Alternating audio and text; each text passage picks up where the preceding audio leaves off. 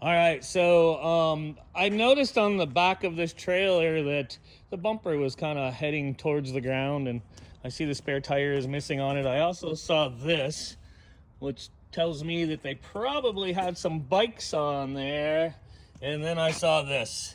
And so this is what I wanted to share with you guys. When we put bikes on the back bumper of a camper, these back bumpers are pretty thin. They're meant, if we back into something, to be a little bit of a buffer and a great place to store a sewer hose.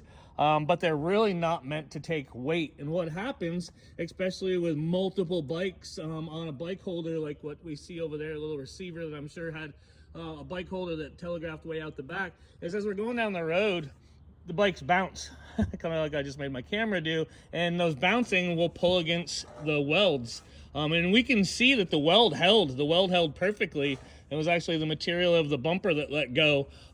I've seen it where the customer showed up and the bumper was gone and the bikes were gone. So I'm hoping these people did not lose their bikes, but this can definitely happen.